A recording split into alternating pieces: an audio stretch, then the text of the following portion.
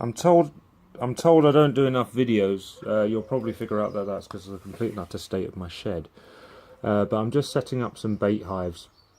I have a box here that had, well, it was a full box of comb from a hive that went queenless last year, but they'd made all the comb diagonally across the box, so it's not really a lot of good, because I quite like it to be straight, obviously for my benefit, not for the bees' benefit. They don't tend to care.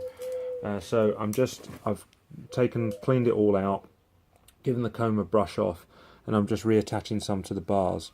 So it's quite easy to do. The first step is you take a piece of comb. Now the first thing is to get rid of all this. This is really nice comb at the top here, but it's far too fragile. You need to get down to this hard brood comb underneath, and that's the stuff that smells good, that actually brings them into the hive anyway. But this stuff is too fragile to try and attach anything to.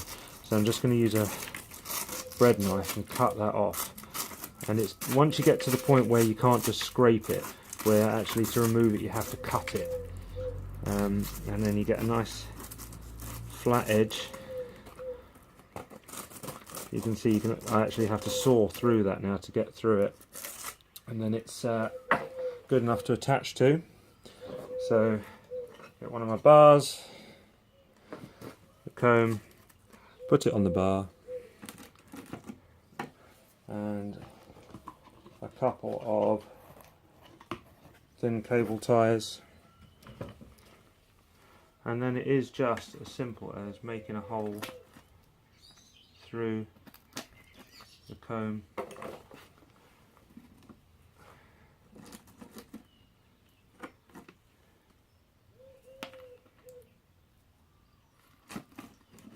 and attaching it back to the bar with cable ties.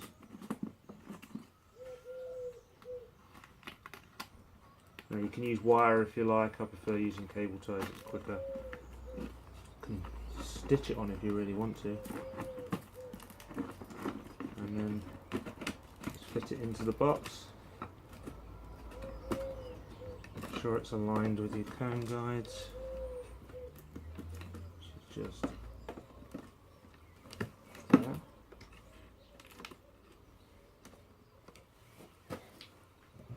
This goes so much better when no one's watching, doesn't it?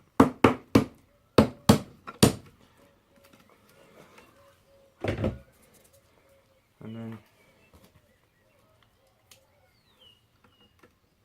trim the excess off.